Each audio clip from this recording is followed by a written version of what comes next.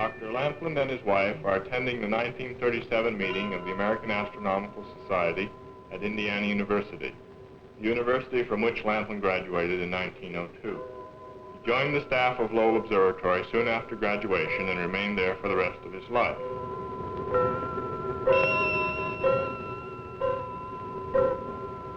Hubble's nebula is found to the northeast of the Orion constellation in Monoceros. The nebula is very small, about 1 minute of arc in size, and is known as NGC 2261. Its amazing variations were photographed by Lampland from 1916 to 1951. R Monocerotis, the star at the apex of the nebula, has recently been found to be a strong source of 3 to 4 micron radiation and may be a protostar surrounded by hot dust not yet condensed to form a planetary system. The variability of the nebula remains very much not understood. In this film, I am suggesting that most of the variations of the nebula can be described in terms of a dark area which comes in from the right side of the nebula just above the star at the apex and moves laterally across the nebula and up the left side. We will look for this type of motion throughout the film. Please concentrate on the region just above the star at the apex of the nebula.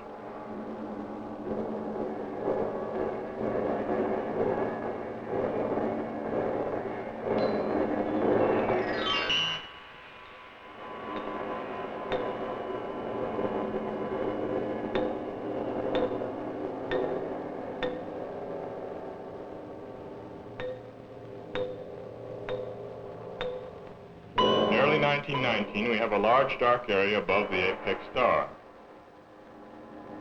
We will suppose this has extended itself up the left side during the summer.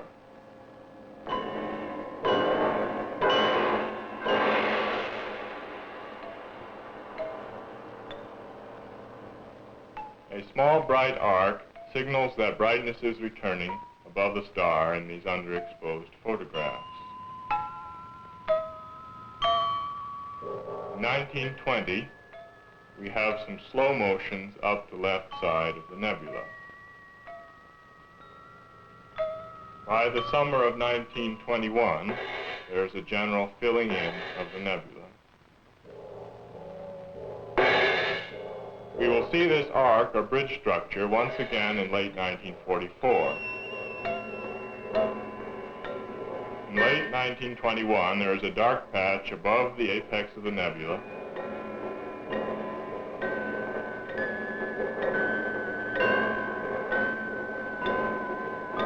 By the summer of 1922, the patch is moving to the left, getting larger as it expands, and now is beginning to move up the left side of the nebula.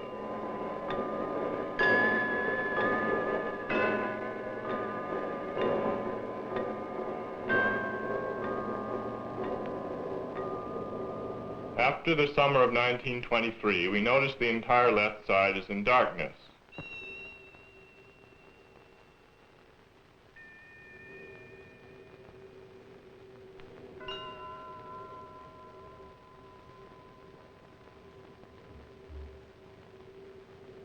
And after the summer of 1924, brightness has returned. In this film, views of the nebula are arranged so that speeded real time is approximated in a crude manner by adjusting the number of moving picture frames shown of each plate to be proportional to the time gap occupied by that plate in the plate collection.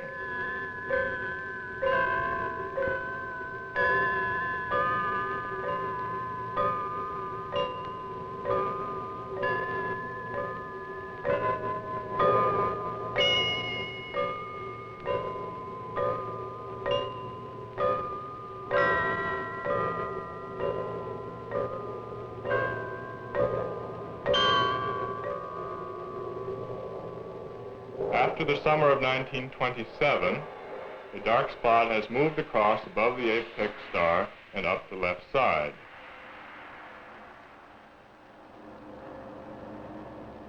In late 1930, brightness has filled in from behind.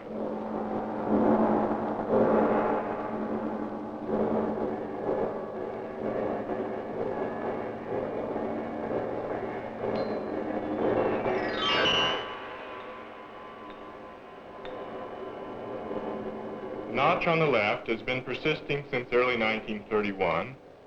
It now seems to be moving up the left side, and we have new darkness appearing, which is following into the valley created by the exiting notch.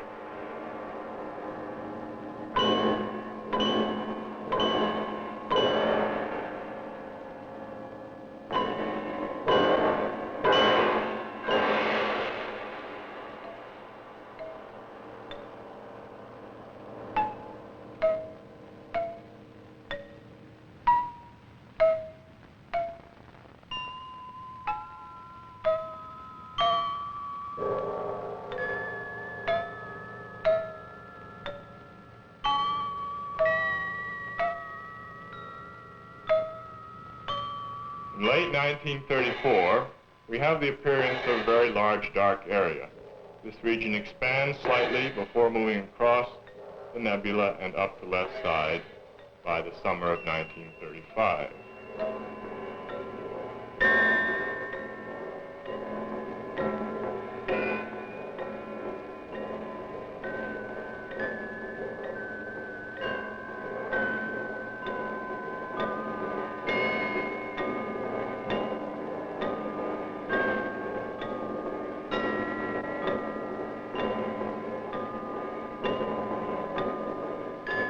In early 1937, there is evidence of a large, faint, dark area moving across the nebula in these underexposed plates. By late 1937, we have a repeat from 1924, the entire left side of the nebula in darkness.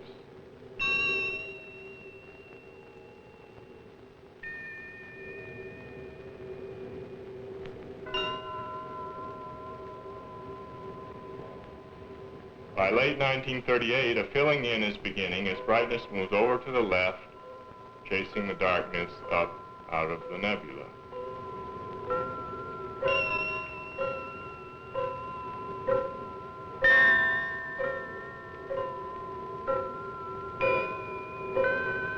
At the end of 1939, the most definite and dramatic changes occur. A very dark area moves up away from the apex star, expanding and twisting as it moves out of the nebula.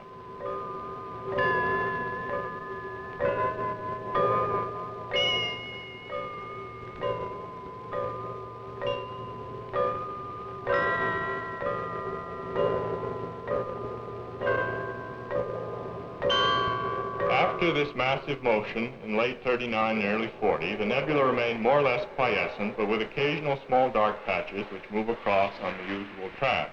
We see motions at the end of this track in late 41 and early 1942.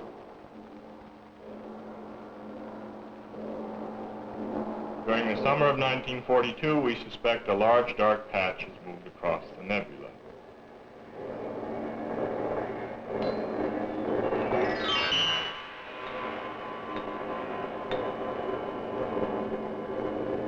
After the summer of 1944, we have an arc reminiscent of the arc seen in 1921. Lampland long maintained that the nebula showed a repeating bright framework.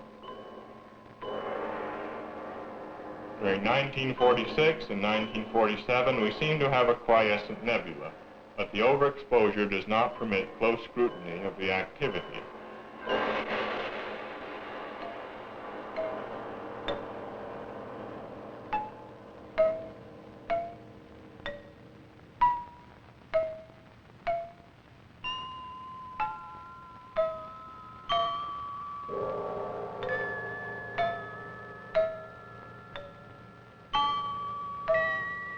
These brightness changes are probably due to great extent to the variation in exposure of the photographic plates during 1948.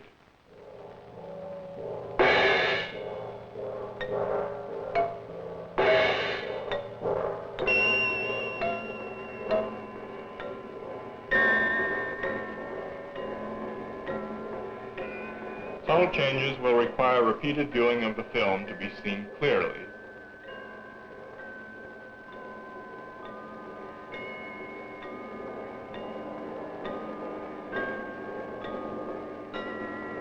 In late 1950, we notice a small, subtle dark area moving rapidly across above the star and up the left side.